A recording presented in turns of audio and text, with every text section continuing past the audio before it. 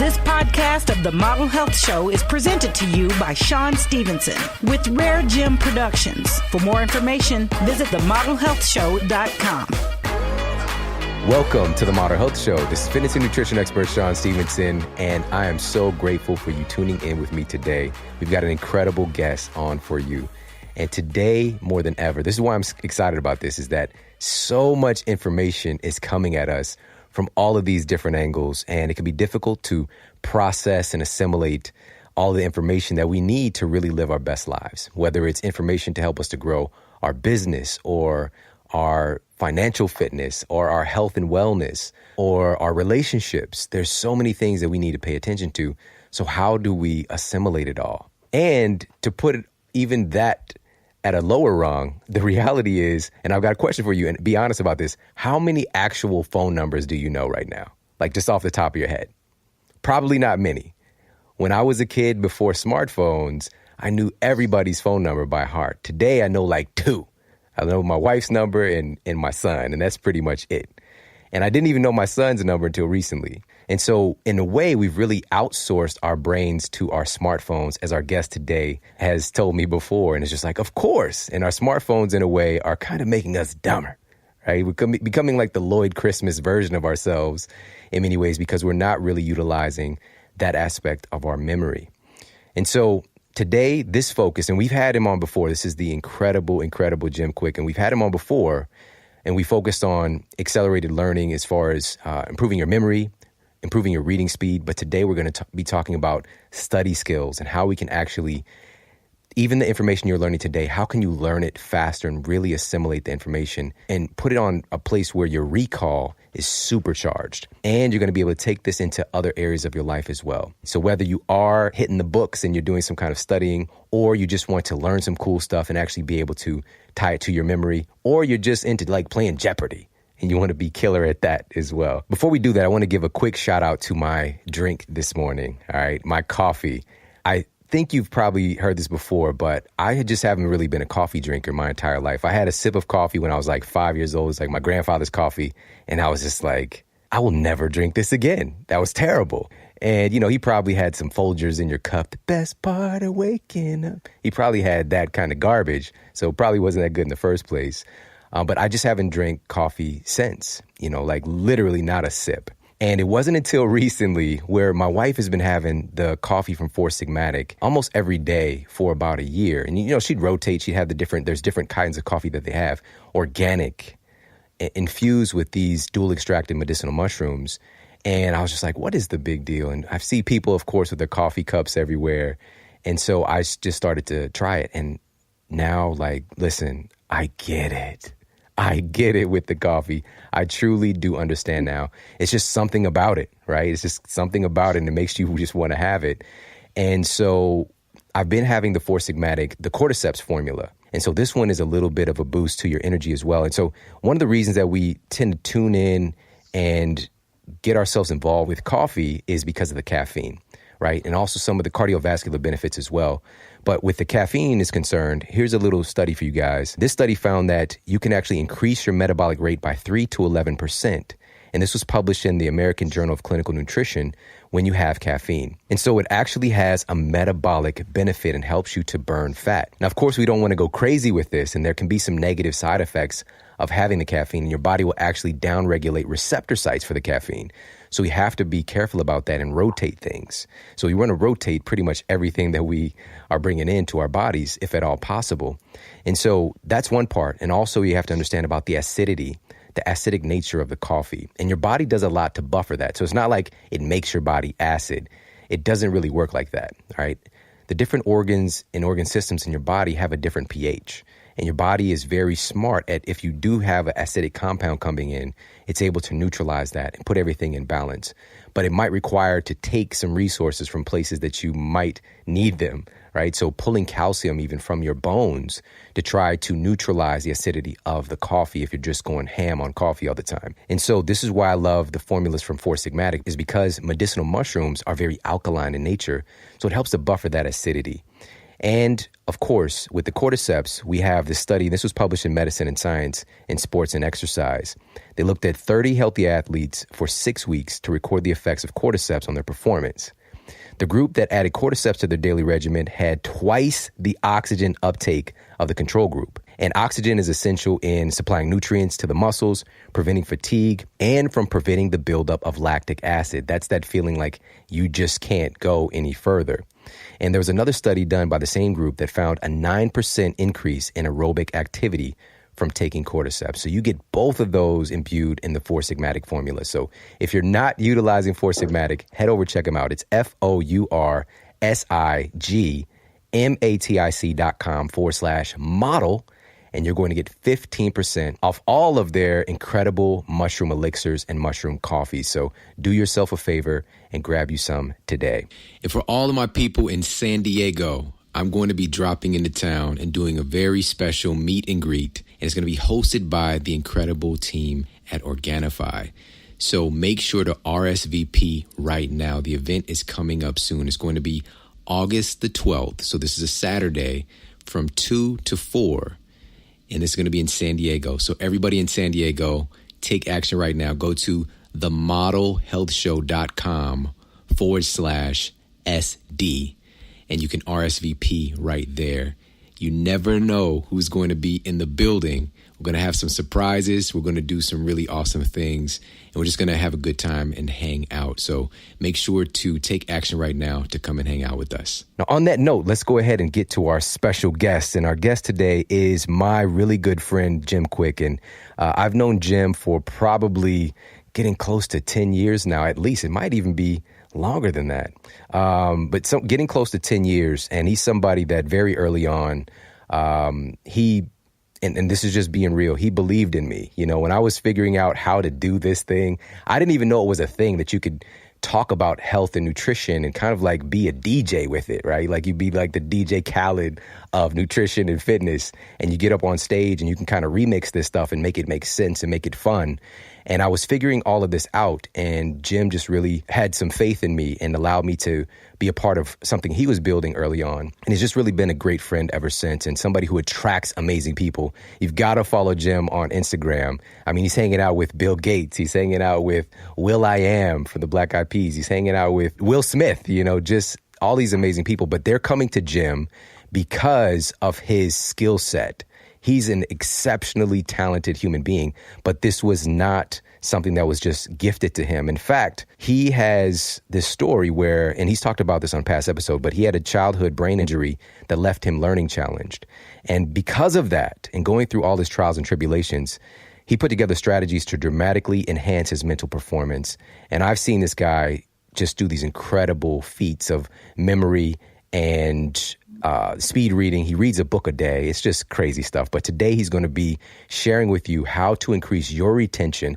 How do you learn this information, all of this information that's coming at us today, and assimilate that stuff better?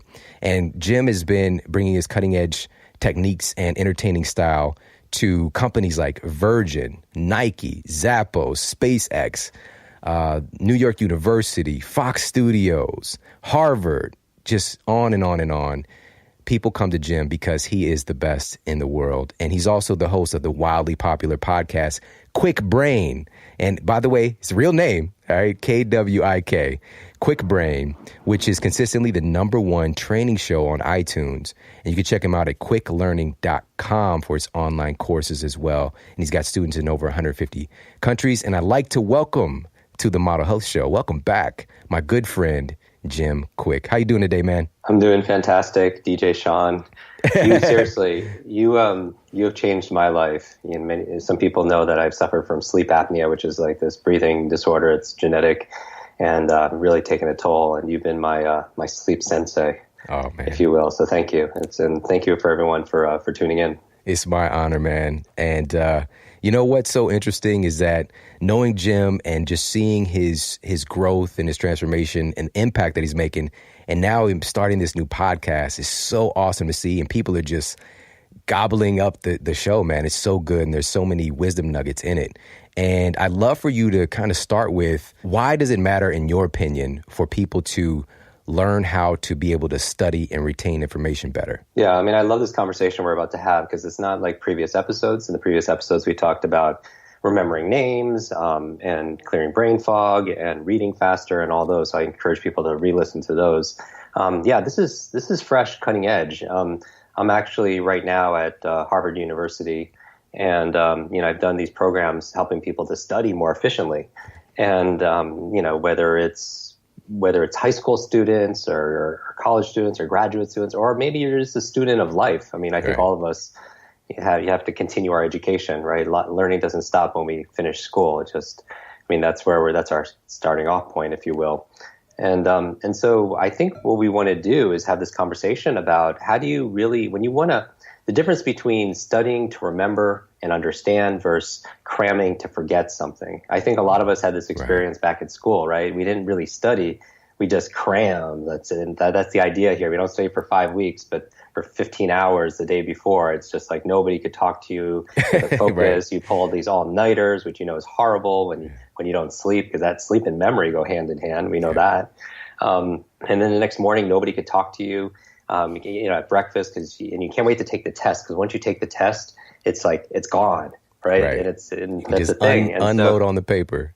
Exactly. And people know there's a learning curve, but there's also a forgetting curve. And so, whether or not you're a student, I know that if you're listening to this, you're a lifelong learner, and you probably have books that you want to read and blogs that you want to catch up on and podcasts and everything. So how do you really study a new subject? So if you have a subject or a skill, whether it's Mandarin or martial arts or it's marketing or it's music, whatever it happens to be, let's dive into it. What I wanted to tell people is, and this is fresh here, what I'm teaching here in Boston, is this: there's good habits and bad habits, right? I really do believe that we either learned how to learn properly early on, or it's kind of out of default. I don't think that there's such thing as a good or bad memory or good or bad learners. It's just good or bad habits, trained or not trained. And that's really what it's all about. But I noticed some people make mistakes. So I just wanted to talk about a few mistakes people are making when they go to learn something or to study it, and then maybe a few hacks to be able to get over those mistakes. One of the big ones, and you know this, because you and I have talked about this, what I love about your show is it's kind of like how you and I hang out. We go, we get a juice, and if we just record our conversation, it's pretty much like that's how you are. You know what I mean? It's how you are behind DJ Sean, another one. Exactly. So how do you study smart and not just hard? How do you do it? So I would say there's a few things that you want to stop right away. Some of this is going to be common sense. But as we've discussed in the past, common sense is not always common practice. And I really think for people really wanting to make the rest of this year and years coming up, they really want to simplify. Because if we can't simplify, if we make it too complex, it becomes insurmountable and we don't do anything. So simple things that you could do. Stop. First of all, I want to encourage people as a reminder to stop multitasking. And we'll get a lot of slack from that. Just like when I tell people not to touch their phone, the first hour of the day, it's hard because it's something that our brains are getting rewired for things, right? And you and I have talked a lot about superheroes and having superpowers, and you keynoted one of our superhero brain events. But I think there are supervillains right now. I think there are three big supervillains that are attacking us. And so it's the three I talk about is the digital ones. First of all, digital overload, which you mentioned. It's too much to learn, too little time. Like taking a sip of water out of a fire hose. How do you keep up with it all? And so we're going to talk about that in this episode on how to study it properly so you can retain it and really master it. The second one is digital distraction. Right. Our brains, this, they're getting rewired to just be distracted, to wander all the time. And it seems like part of it is like these smart devices that you mentioned in the intro.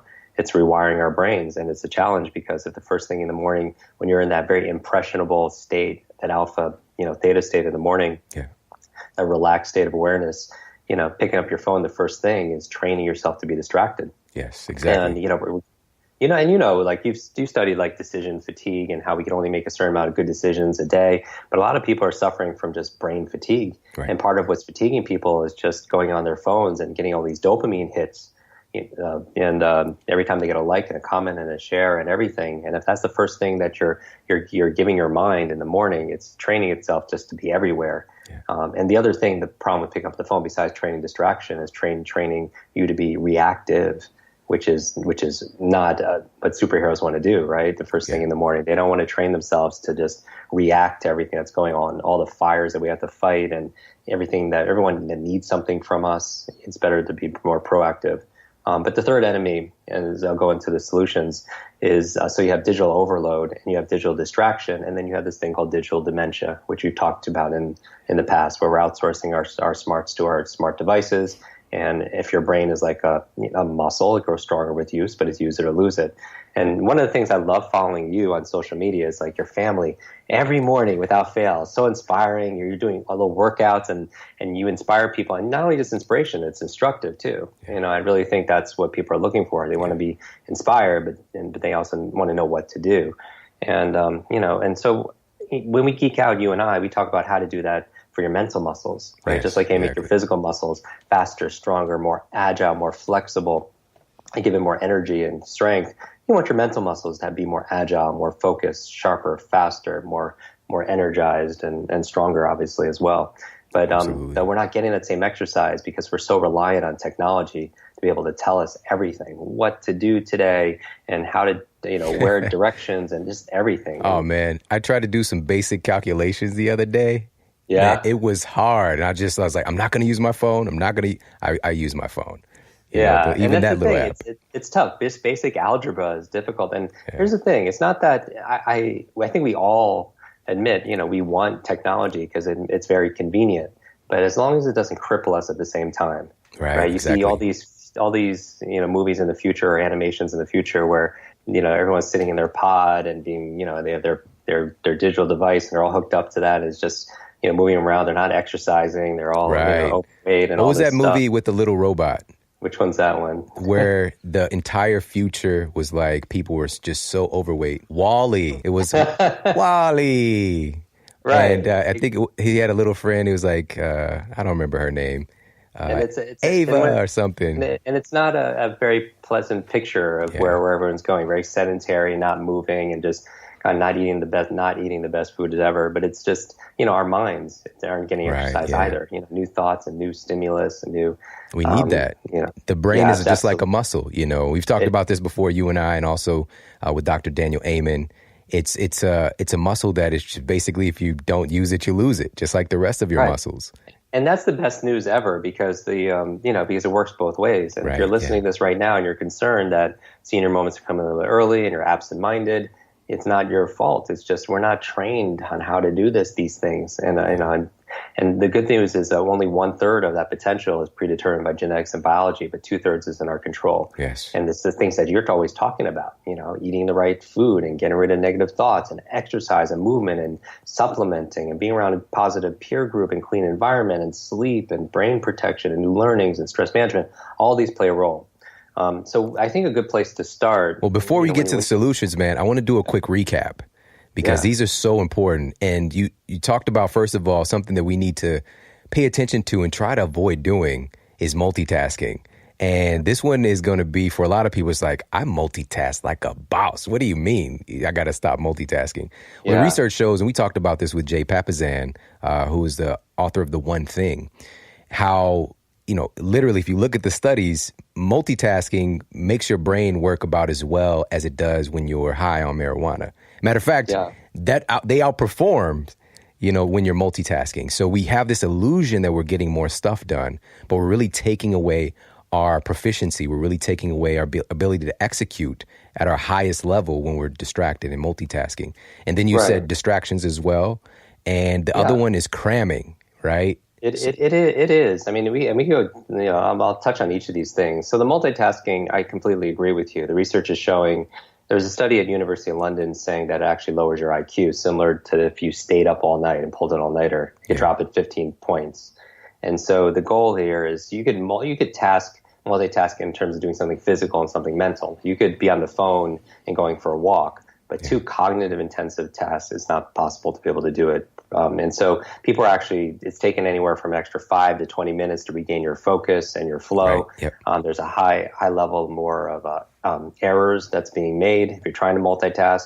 So if you feel like you're multitasking because you want to be a better performer and more productive. It's absolutely not true. It's actually taken away from your productivity. The goal is to do one single mental thing at a time. Really, multitasking is actually a misnomer. It's the more accurate term is called task switching, because every time you switch tasks, you have to refocus your energy, and so it takes more time, and there's definitely more mistakes. The second thing that you mentioned is just as we're rewiring our brains for distraction, focus is a muscle, just like your memory is a muscle for you. Creativity is a muscle. It's not something you have; it's something you do. It's like you don't have creativity, you do creativity. You don't have memories, you do a memory. You don't have focus, you do focus. And the good thing about making it a process is you could duplicate it, right? There's a recipe there, and because it's a verb as opposed to just a noun. And so with focus, it's something you could do, but every time, that's the benefit of being mindful, right? I think most of your listeners have some kind of meditation or mindfulness activity that they support every single day. If not, I would highly encourage it, but it's not the 20 minutes or 30 minutes of meditation and getting in that Zen-like state. Certainly that's good to flow through alpha and theta brainwave states and such. And what's even more important, I think, is that every single time you lose your focus and you bring it back in, to a thought or to a mantra or to a point or to a space or to an energy, a gratitude, a feeling, a breath, then you exercise and you build your mental focus, the muscle, your focus muscles. So it's not that you don't lose focus, it's when you bring it back that you get the strength. And so I think one of the things is to be able to set your environment up to win, right? Yeah. So you talked about stop multitasking, also eliminate distractions. I mean, to focus, when you need to study, you got to turn your phone off. I mean, people are picking up Instagram like over 50 times a day, over 50 times. And if that's something that, if you're doing it less, that means somebody's looking at Instagram even more than you are. And there's ways of using technology for your advantage, right? There's self-control apps like Freedom or Focus Me to block out certain websites, like social media, or block out sites that you might visit, when you should be focusing on something else. Right. So that's the other thing is and when I talk about focus, the metaphor that I use is that if you're outside and it's a nice warm day and you have a magnifying glass, you remember when you were kids, you used to burn like leaves and stuff like that? Yeah. When you see the light go through the magnifying glass, it creates a very bright focused, point there that is very highly concentrated. And it's interesting that the word bright describes it because we use the word bright to describe really smart, intelligent people, right? Yeah. But maybe they're not smarter, maybe they're just better focused, like that magnifying glass is doing to the light. And so there's a lot of power in being focused, in being so if you want to study better. Yeah, let me add something here real quick, because with the distractions, this is something really simple. When I was working on my book recently, one of the most important things, because it would be so easy for me to just have my phone right there by me and, have certain things open where I'm getting notifications, I just literally turn it off and I let people know because some people are like, well, what if there's something important?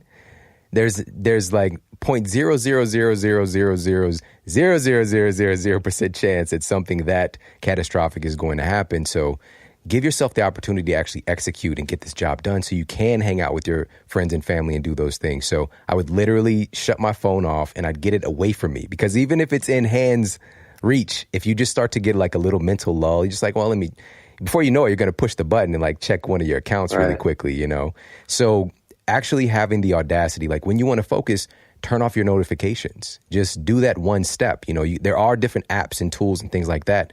But if you simply turn off your notifications, and for me, I don't get notifications from Instagram popping up on my phone. I don't get notifications from Facebook Messenger and those kind of things. I know they're there, and I might not be the best at getting to all the messages that I get, but I'm getting work done so that I can actually be of service and help people in the greatest way. So just a little shout out to everybody, just even doing that one thing. And he mentioned this earlier about dopamine. It's not an easy task because dopamine is very addictive for your system. It's just like you have this draw and desire. It's a neurochemical that makes you seek things. And so then you get the little opioid hit when you're seeking, and it creates this very powerful feedback loop. And so once you try to sit it down and focus on something else, this is why other things are less interesting. This is why your relationship with your significant other might not be as interesting as Instagram Explore page or whatever, And so we have to find ways to make real life entertaining and finding the novel things and the uncertainty and variety in life itself and not just our tech. So, man, that's so good, dude. So one of the things that I want you to talk about, if you can, is this concept, and this was the first time I ever heard this was from you, of recognition versus recollection when we're actually doing this work to study and assimilate things. Right. Because, so one of the things that I think that keeps people from learning faster is they're so passive about it, right? It's this idea between passive and active recall. And, I actually recommend people don't reread chapters of their nonfiction book. I mean, a lot of people will read something and reread it again, thinking they're going to get more out of it the second time, right afterwards. And certainly it is, but it's marginal returns because you could easily, here's the thing, what people found out by rereading things is to study, right? Is that they could delude themselves thinking that you really know the information when you're reading it, instead of the better thing to do is to test yourself, because it's like, for example, you read the chapter and then instead of rereading that same chapter, close the book and recall and recite all you can remember, because there is a difference between recognition and recollection.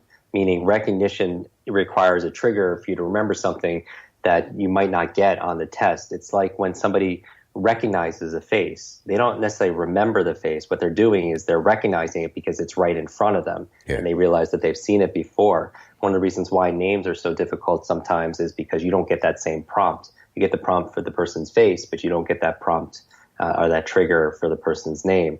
And so studying actively with focus on recollection as opposed to recognizing something, one of the things to best do that is to quiz yourself. Read something and then ask yourself these questions, because often questions are the answer.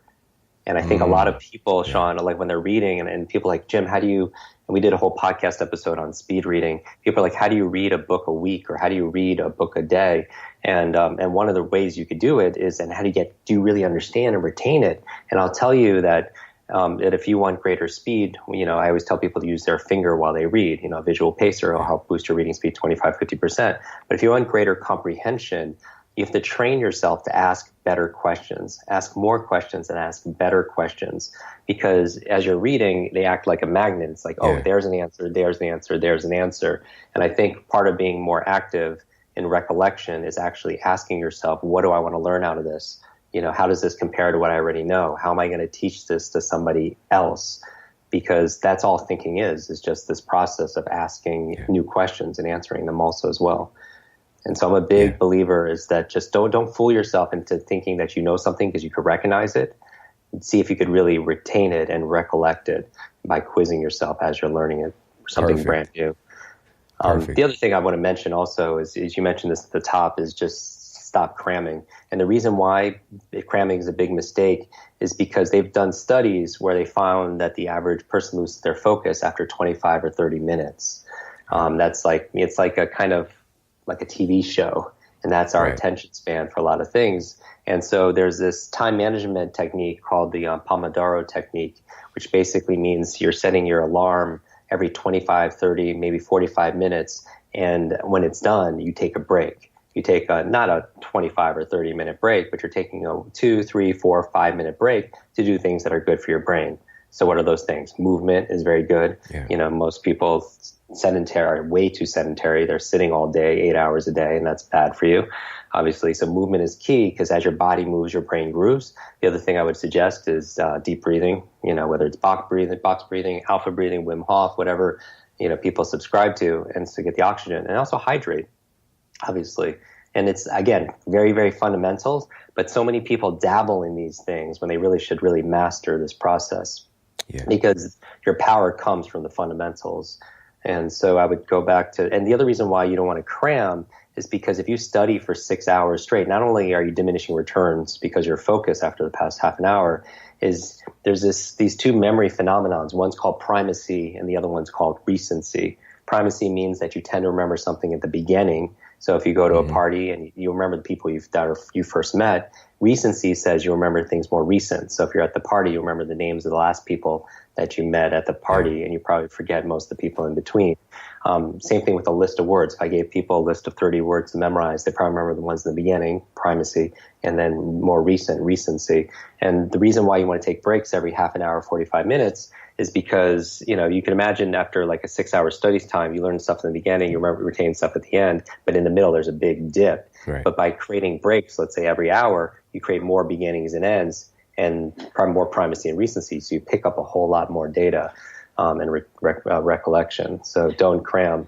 And then I would say the fourth thing that I would stay away from, besides stop multitasking, stop distracting yourself by controlling your environment, eliminating distraction, turning off your phones, and so on. Don't cram, because that's a big mistake because you're actually losing ground, is hack this thing called acrasia. And acrasia is this state, and we know what it is. I mean, it's kind of like that state where you're acting against your own better judgment. Right. It was Why do we do that? Exactly. And so Socrates, Plato, it was in one of his books, asked precisely, how is this possible? If one judges action A to be the best course of action, why would anyone do anything other than A, right? But we do. We're not always logical. If anything, we're more biological, right? We're more emotional. It's like, why do we do this? Why do we eat foods that are not good for us? Why do we not journal and meditate and work out and eat good food? Why don't we do that all the time if that's in our best interest? And so that's what acrasia is. It's this acting against your own better judgment. And so there are apps out there that helps people to stick with their decisions and their habits and stuff. So there's an app called Stick, STICK, I believe. There's one called BeMinder also as well to help you keep you to your commitments. I did a whole episode on our podcast about like how to stop procrastinating, and that's one of the big things. There's something called the Zeigarnik effect. Zeigarnik effect actually is a memory principle named after this psychologist in Europe who was watching as she was getting coffee that the wait staff would remember everyone's order. Mm-hmm. And like how do they do that naturally without any kind of training? And they called it the Zeigarnik effect, basically that they would remember the old person's order up to the point that it was fulfilled. And then after it was fulfilled and they got what they ordered, the meal, then that would just disappear. But the idea here is that if you have something in your life that you're procrastinating about, that if you just start something, you're more likely to finish it because the brain needs closure. It doesn't like open loops. Right. That's how the greatest kind of golden age of TV is getting us right now. Mm-hmm. Like these writers are so good at opening these loops. It's like you have to know what happens. Like what is going to happen with Coulson? Exactly. And then you binge watch like 8 episodes of like, Scandal or just one more, or whatever just one more, because they have all these open loops. But we are like that with our life. That if we start something, we have this big drive to need to close it off. And so start something, somewhere that we could definitely help you with that. But that's the Zeigarnik effect. But so those are the 4 things that I would ask people to stop, because you want to stop something, but you can't just stop something. You want to start it. So stop multitasking, stop eliminate distractions in your life. Don't cram, stop cramming, always take a break every 30, 45 minutes, and then hack this thing called acrasia, which is this idea where we don't finish the things that are good for us. Perfect. And one of the ways of doing that is just to start somewhere and maybe use some kind of commitment apps that allow you to incentivize yourself to, hey, if I don't do this, then I'm going to make a donation, to one of these places that I don't really support. You know what I mean? Yeah. So there's some kind of punishment or like you got to donate to like birds and you just can't stand birds. So you're going to donate to like the Rare Bird Foundation or something. I love that, man. Well, man, there's so many insights here and I'm taking mental notes as well, but I want to talk about taking physical notes. This is something that I've got stacks and stacks and stacks of notebooks from earlier in my career, and just, whether it's a lecture or whether it's an audio book or whether it's a video, just taking notes. And I learned a whole new way to take notes and to assimilate that information far better from you. But we're going to get to that. And plus, I want to ask you about music when studying. So we're going to get to that right after this quick break. So sit tight and we'll be right back. Massive research is now pouring in with this blossoming field of science and nutrition called nutrigenomics. And this field is studying how every single molecule of food that you eat impacts your genetic expression. So we're literally talking about how your body appears your health or lack thereof, all of this is going to be determined by every single molecule of food that you eat. So whether it's a banana or a donut or a Hot Pocket, whatever it might be, we have to be in tune with the fact that this is going to impact what genes are getting expressed. And there are genes like the FTO gene, for example, that has been found to be this, quote, fat gene and have a high propensity towards obesity if you carry this gene. Now, you can silence these genes by making sure that you're eating real foods that are in alignment with your own genetic integrity. The basis of that needs to be from earth-grown nutrients, things that your body actually recognizes as real food that you have a history with, that your ancestors have a history with, not things that have been invented in the laboratory like last week. All right, so we want to make sure that we're eating real food that are from earth-grown nutrients. And this is why I love Onnit so much. This is why they are family. This is why I endorse them so powerfully, because they are part of my life. They're a part of my family's life. And I want to make sure that you head over to onnit.com/model. That's ONNIT.com/model. And you're going to get 10% off all of their health and human performance supplements. I'm a huge fan of the Hemp Force protein. I've been using it for many years. It's one of my favorite things in the world. I give this to my kids as well. And this is one of the things that I love to have post-workout.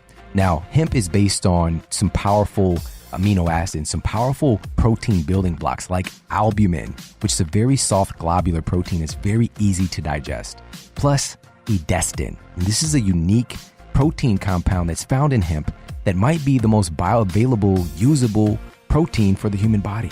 Crazy, right? So a lot of people today are hearing about the benefits of hemp seeds and hemp protein and hemp oil, things like that. We want to make sure, again, that you're getting organic and that it's made with integrity, right? So that this cold process, so that you're actually able to get the nutrients that you're looking for in this kind of protein powder, protein cake that you're getting with Hemp Force protein from Onnit. So they've got multiple flavors. They've got the Choco Maca, they've got the Vanilla Acai, and they also have a brand new recovery protein that adds in the powerful component of colostrum, which has every single amino acid, every polysaccharide, aka essential sugar, and every essential fatty acid right there in it. These powerful building blocks, growth factors. Every growth factor that influences your body's metabolism is there in that recovery protein. So make sure that you're checking that out as well. Super powerful stuff. Also has immune factors to help fortify your immune system. Just great stuff. And they've got exercise equipment, tons of great foods. Head over, check them out today. Onnit.com/model. ONNIT.com/MODEL for 10% off. Now back to the show. All right, we are back and we're talking with accelerated learning expert, speed reading expert, my good friend, the one and only Jim Quick. And before the break, we were talking about a couple of things that I'm really interested in. One is how to take and actually assimilate the notes. Because for a lot of people, I know you probably, you go to an event, you take notes and you never see them again. And you also don't remember what you wrote down. But you have this good intention, like, I'm trying to take this little note and I'm going to execute on, and probably not going to happen. All right. So we're going to talk about that. But first, let me ask you a quick question. With studying, let's go back just really quick to studying. What do you think about listening to music while you study? I personally, I like more of a quiet environment, but I do sometimes tune in and listen to certain, it's instrumentals, So what do you think about like maybe somebody's like listening to Tupac trying to study algebra versus like classical music? So a lot of, and this is, I think a lot of the parents could relate to this. When they hear their kids studying, they have the, Pandora or Spotify in the background and the TV and the video games are like multitasking, up the wazoo. I would say that music has been shown to enhance the studying process as long as it's not distracting. So I'm not talking about music like hip hop or heavy metal, rap. The music that's been shown to support studying is classical music, as you would think, instrumentals, specifically of the Baroque era. So Vivaldi, Bach, because that era happens to have music a lot concentrated on 60 beats per minute, which also happens to be the resting heart rate.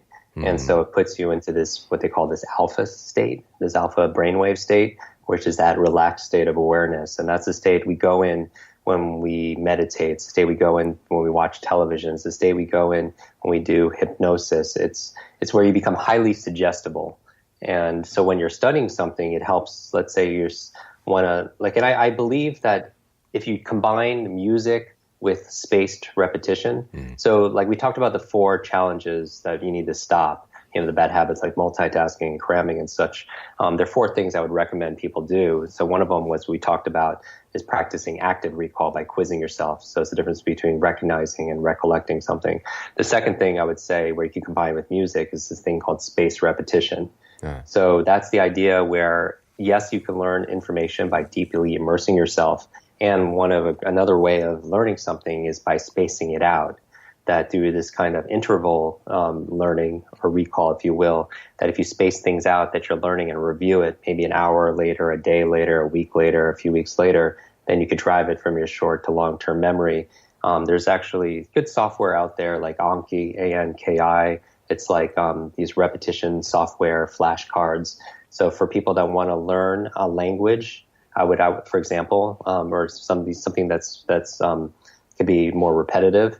So what they could do is they can combine spaced repetition with music, like the Baroque music, to learn a language, to study for the medical law exams, to memorize names and faces, to brush up on your geography, to master a poem or lines, in a play or in a film, practicing even musical chords could help you also. Spaced repetition is a very powerful way of driving it deeper inside of you. Yeah, I think I heard the word intervals in there. And so it's like how, and this is clinically proven across the board for interval training and exercise to be so much more effective and efficient than that kind of long duration, steady state studying / cardio confessional that we would do. That's exactly it. This is just for the mind. This is like mental interval training. And so it's that spaced repetition really helps, and that spaced review helps a lot because it's in that downtime that actually we're getting a lot of the integration and things are moving from short term to long term. So I would say practice the active recall by asking questions and quizzing yourself. Have spaced repetition. Add the music that we're talking about here. It can really accelerate it as long as it's not distracting for people. It's helping to relax you, put you in a brainwave state where you absorb faster. It's more your unconscious, where your conscious mind can only handle so much, right? That's the part that really gets stressed over everything. And you think about all this, for example, lyrics to songs that we know. I mean, how many of them? Hundreds, right? But how many do we actually study this and write it out? And none of them, right? We all learned when we didn't realize we were learning. We were just having fun. Exactly. And that's really that unconscious mind that's really processing. Holy smokes, man. Wait, man, you just hit something here. Yeah, let's do it. The other day, there was a song from like 20 years ago that came on the radio. And I haven't heard in years, and just like I knew all the lyrics. And I was just like, what? Like I started to really think about how is that possible, Exactly. And so we learned, we know so much more. We didn't actually learn it in school or anything. We learned so much more than we've ever given ourselves credit for. And so part of it is because we were just in that unconscious, playful state. And I feel like that's a powerful way to learn is just like children. Is children have that beginner's mind, and we're having. Remember what we've talked about in the past, that information combined with emotion becomes a long-term memory. Information combined with emotion becomes a long-term memory. So that's why, like, we remember things through sense, through taste, music. That's bringing us back when we're children, and music is highly, state-inducing, and so that's high level of emotion. And speaking of sense, I would actually add that as a third thing. So besides active recall and spaced repetition with music, I would actually add the sense of smell, because the sense of smell is the most powerful sense that we have when it comes to connecting to our nervous system. Meaning that I don't know if it was because we needed to smell poison before it actually to save our life or something. But here's the thing: our environment gets connected to the information. So if you want even better studying, because that's the theme of what we're talking about. It always helps to study in the environment where you need to recollect the information. So, for example, here right now, I'm doing programs here in Boston area for their colleges and stuff. It would help them to study in the lecture center that they're going to be tested in, because unconsciously we connect that. And it's something I mentioned before, where they did this study and they put students underwater with breathing apparatus, and they give them words to memorize, and they take them outside back in the surface to test them, and they put them back in the water and test them. And then which one do you think people remembered more? back in the water, right? Because that environment got connected to the information. And so knowing that, then studying in the place, for example, in your workplace where you need to give the speech or that TED Talk, it always helps to study in that environment. And it's not really practical for most people. So the idea here is to actually, can you take the environment in with you? And meaning using the sense of smell, that if you had a unique, unfamiliar scent that while you're studying, one of the methods could help you jog your memory has spray that on you or taste it during the actual exam.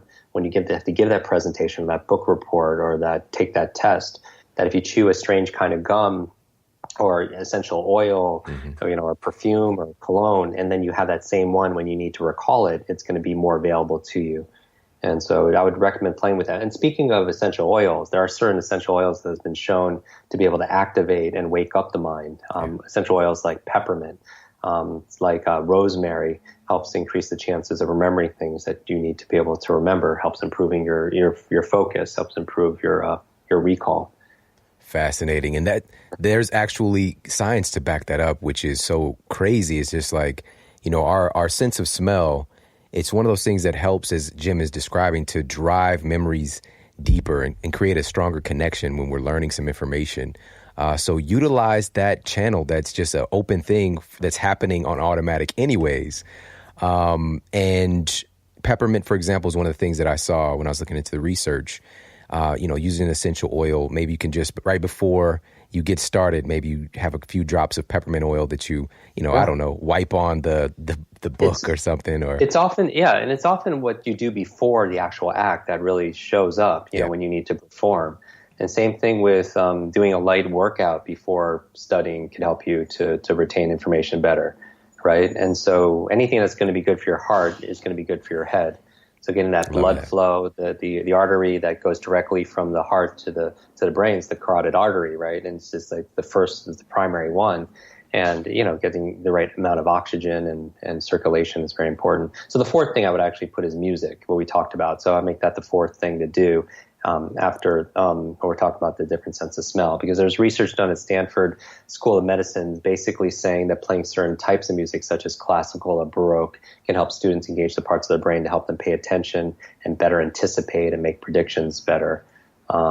Besides the fact that some music will actually enhance people's mood, which would be good, just because all learning is state dependent, and you want to be able to always control your mood and your outlook for things when it comes to study. You said all learning is state dependent. Learning is state dependent. It's one of the primary beliefs, that we have, when we talk about quick brain, is like the state of mind and body, the emotion, the feelings. Like, think about it. Back in school, if people were tested on, what was these state capitals, and name these presidents, or name when, this periodic table, or what is all the stuff that we learned back in school. Most people don't remember it for two reasons. Number one is relevancy, right? Relevancy meaning maybe they didn't see a one-to-one connection on why it's important and relevant to their life.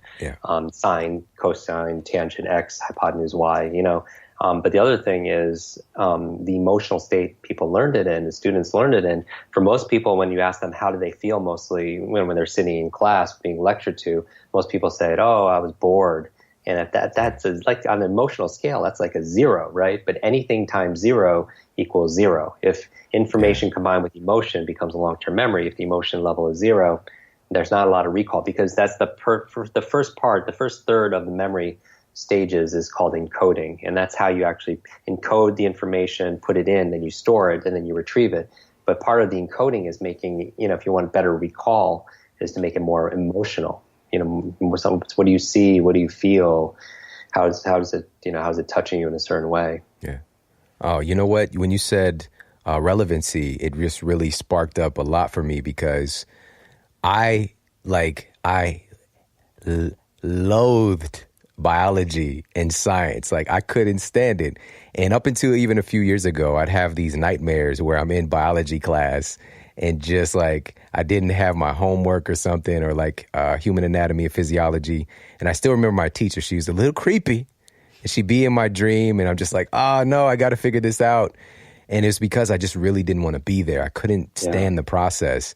But what created this connection, I love it. Like, it is my life. It's things no one makes me study biology every day, but I'm very passionate about it now because the relevancy, with it applying to my life personally. And that's what we do with the Model Health Show is how can we connect this information to your life so that you want to learn about it, so that it becomes fun and entertaining and engaging and becomes a part of who you are more easily. And that's really one of the big secrets I want everybody to walk away with is tying in the things that you want to learn, tie it into something that matters to you, right? Why do you want to learn it? Not just I should learn it just because or it's important to learn.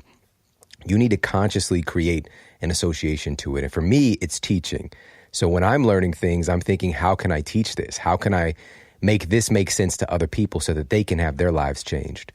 And so that's just one of the big takeaways of the many that we have here today. But I want to make sure that we talk about taking notes because that just blew my mind when you had us to do those 2 columns way back in the day. You taught us about taking notes. So let's talk a little bit about that. Right. So one of the ways that can increase your ability to retain the things that you're studying is to take notes. That people don't realize that, there's 80% of what you learn can be gone within 2 days. So you listen to a podcast, you read a book, you go to a lecture, 48 hours later, 80% of it can be gone. And one of the ways to mitigate that from happening is by taking notes. But it's like, how do you take notes? There's all these different ways. And for most people, they didn't really learn a process, or if they did, it was kind of like that linear outline. You remember, Sean, it was like one Roman numeral, like A and Roman numeral, 1, 2, that kind of thing. And the challenge is, so they've done lots of studies on research to find out some of the best ways of taking notes. And so there's qualities to active note taking because instead of passive note taking, they found the worst way of taking notes actually really surprised them. It was by transcribing what the teacher was saying. That was the worst way of taking notes. And it's kind of interesting because you would think maybe part of people would think is, hey, wouldn't it help me to take notes by having every single thing word for word? And they found it actually hurt people. Yeah. And so first of all, I would say you don't have to go for those transcriptions. A question I always get is about typing notes and handwriting notes. They find the studies show that taking notes by hand is actually better for people. Yeah. So it's interesting. Taking notes by hand is actually better for people.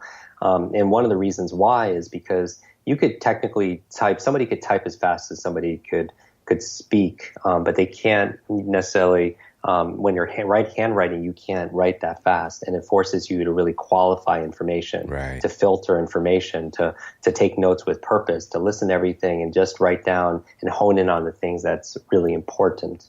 And that's alone, besides the notes itself, helps to increase your understanding and your effectiveness there. But we would generally want notes that meet this quality. Number one is you want notes that are active, because I did a whole session last time when you and I were talking about how to learn anything faster, and we talked about the FAST method and everything. But the A is being active, because learning is not a spectator sport. You need to be active. The second thing when taking notes is taking notes with purpose, like you said, relevancy, right? Like you have to know your purpose of what you're looking for. Otherwise, how do you know if you didn't, whether you find it or not? Good note taking is also very organized. And so you have to figure out the best way of organizing information for you. They find that the best way of taking notes actually is in your own words and not the expert's words, but your own words itself, because it's more personal for you. They also found that taking key ideas and using like images is more effective than just writing everything out. But then how do you take that information and lay it out? Some people are familiar with mind mapping, right?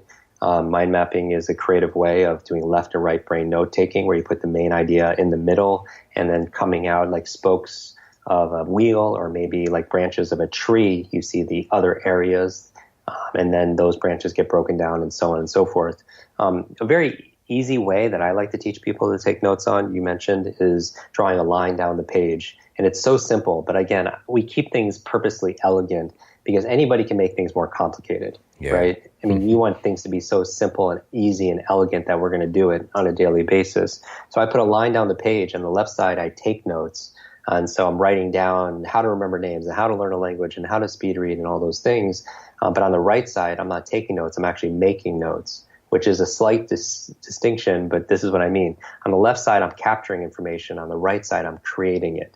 Meaning that if I'm going to get distracted and focus somewhere else, I'd rather get distracted on the right side of the page. And on the right side, I'm writing my impressions of what I'm writing on the left side.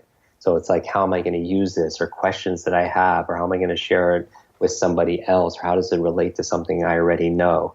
So that's the difference between note taking and note making. It's the difference between capturing and actually creating notes, which is just as obviously as effective. And then again, doing it with handwriting instead of digital keyboard, you'll get a nice lift on there. There's a study done at Princeton University that shows that note takers actually retain more information by hand than by hunt and pecking. Right. And, everybody's got the laptops and their, phones to take a little note here or there. But just listening to the expert who actually knows this stuff to, pin this down, it's kind of like when you're writing something, in a way, you're spelling it out, right? You're casting a spell, right? A spell of learning in a way. And I've got, like I said, all of these notebooks, handwritten notes, just through the years of learning. And today, same thing. I'll take something that I hear that's profound, and I'll write a little note about it. Yeah. And it's in my own words as well, and I like that. You said also that, to cater things and find the way that works best for you as far as organization. And I thought about a friend of ours, Julia Roy. And when she comes and she's taking notes, she's got all these different colors and things that color coordinated and just the best looking notes I've ever seen. I was like, that's not my cup of tea, but it was really fascinating to see that's what works for her. And she's one of the most brilliant and intelligent people that I know. And that's the way that she does it. So finding the things that work for you, even if you are taking notes on your laptop, employing these strategies where you can. And I like that too, because it's just like people's diets and their exercises, finding something that works for people, because whatever gets people to do it is what I like. It's not right or wrong. It's just good, better, best for individuals. They did a study where a couple of scientists, they set up an auditorium full of people, and half of them took notes with a keyboard. The other half took notes handwriting while somebody spoke. And they wanted to figure out who would remember the most and who would retain the most. And they found that after they tested people afterwards, that the handwriting people won, hands down. No pun intended. Handwriting people won, hands down, because people understood more, they retained more, they remembered more, when they wrote by hand. So I would explore with everybody. I know if it's not something that's new, sometimes you have to take a step backwards to take a couple leaps forward. But again, it might be individual for everybody. Yeah, love it, man. Jim, this has been so valuable and just loaded with insights, which is what you always do. Every time I'm around you, every time we have a conversation, I learn something that I actually employ into my own life because it's so effective. It just works. And I'd love if you can share what you're up to. I think you got a new program that's going on right now. And also, of course, let people know again about your podcast. No, I appreciate it, Sean. I mean, just if anyone's listening to this right now and you feel like you're busy and you just like these kind of brain hacks, the big thing is, and Sean, you've been helping me so much just because I've been modeling the Model Health Show because, it's the best of the best, right? And that's the thing. And so the podcast is something brand new. We every single week we release every episode's only 15 minutes long about. It's bite-sized brain hacks for busy people who want to learn faster, they want to achieve more. So we did an episode on how to read a book a week without speed reading, how to actually speed read, how to remember names, my top 10 favorite brain foods and how to memorize them, how to memorize technical information, how to give presentations without notes, how to change bad habits, how to employ new habits the first hour of my day, how to focus and concentrate, we did an episode just recently on how to study that goes into depth on this subject, and it was on the cover of the LA Times, high schools. And it's just like, everyone wants to learn how to learn. And so that's the podcast called Quick Brain, KWIK Brain. You can just search my name, Jim Quick, on iTunes, Stitcher, and all those fancy places. And that's really it. And just social media. I want to know actually a couple questions for if they could tag both of us. Yeah. Mine is at Jim Quick, KWIK, but I would love, whether it's Instagram, Facebook, or Twitter, to connect there. And then also I would love to know if people handwrite their notes or type their notes. That would be very interesting to me if you tag me in that. I also am very interested in what people are reading right now, because you mentioned, Sean, I like to read. I think leaders are readers, and if everyone just read half an hour a day, most people would get through a book a week. Yeah. And it's very doable. I think that would radically, I know, Sean, you're an avid reader and you always deep study with all your guests, and their expertise. So you learn so much. But I encourage people, just like you're you're doing your physical workout every single day. Will Smith says, every day I run and I read, and I do something physical and I do something mental. And I would love for people to take pictures of whatever they're reading right now and tag us in it, because I would love some good suggestions also as well. Such a great idea, man. And, Jim, you're just one in a billion people, man. And I appreciate you so much for the work that you do and for the heart that you do it with and for showing up for other people. You're a true superhero in every meaning of the word, man. So thank you. Sean, thank you for crushing it, and thank you for creating this whole amazing community. You and your family have such amazing followers and students, and people are evangelists. And I just love how you bring this energy and this emotion, this entertainment to this thing called education to really empower people to the next level. So thank you, everyone, for listening to this, and I look forward to continue this conversation. Definitely. All right, my man. Thank you so much. I received that.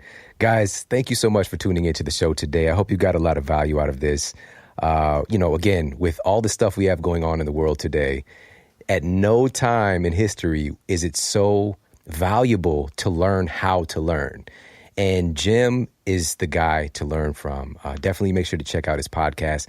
Take those little bite-sized nuggets in and utilize them in your life, because at the end of the day, it's really about making memories, but also remembering the memories themselves, And with that said, having the opportunity to know Jim personally and to learn from him over the years, it's just really a gift, because, it's not about knowing a bunch of stuff, being like a human filing cabinet walking around. It's really the application of those things as well, because that's the transformation from just, quote, knowing something and it actually becoming real wisdom, is you're able to use it and utilize it in your life. But also having a lot of a database, a lot of tools in your toolkit to be able to go and grab and use, because you were able to assimilate and learn with all the great resources we have access to today. And Jim really went ham today. He even said wazoo. It's like the hardest core language I've ever heard him use. He said wazoo, guys. He really went in and shared a lot of tips and strategies with you guys. So make sure to put them in action for yourself. That's the key. It's not sitting on this. It's actually putting it in play and seeing the results that it has for you in your life.